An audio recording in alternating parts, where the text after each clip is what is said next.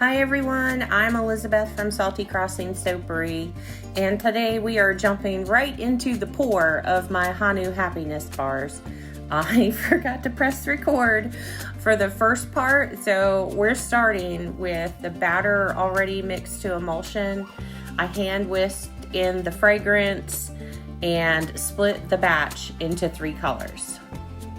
And I'm using all Nurture micas here. I am a Nurture affiliate, and I'll put my shopping link in the description if you'd like to use it. It doesn't cost you anything to use it, but it helps me fund my fancy soap addiction and content creation.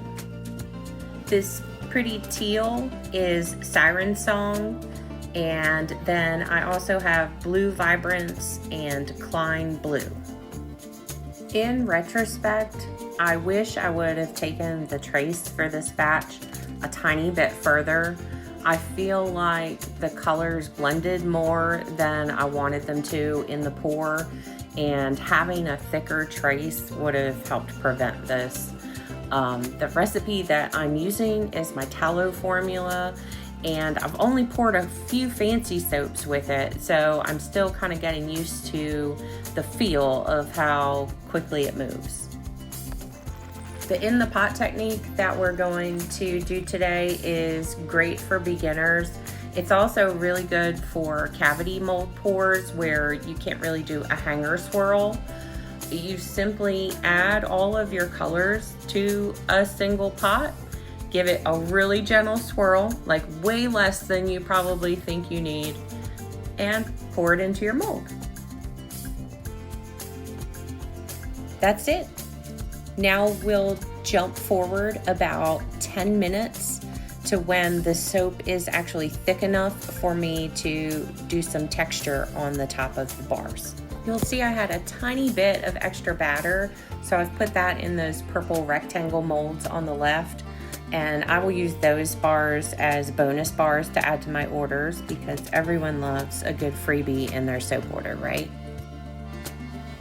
I'm just using a metal icing spatula here to add some wave-like texture to the top of the bars.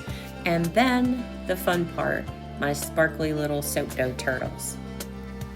These little turtles are made from soap dough that I make from scratch. I used a silicone fondant mold to press them in the mold. I used white soap dough for that part. And then after they were molded, I painted over them with a alcohol mica blend. To finish off these bars, I'm using some Arctic Sparkle, biodegradable sparkle from Good Glitter to just give them a little bit more shine and a little bit more happy. Thank you for coming along with me today. If there's a part of the soap making process you'd like to see, or if you have any questions, please drop them for me in the comments.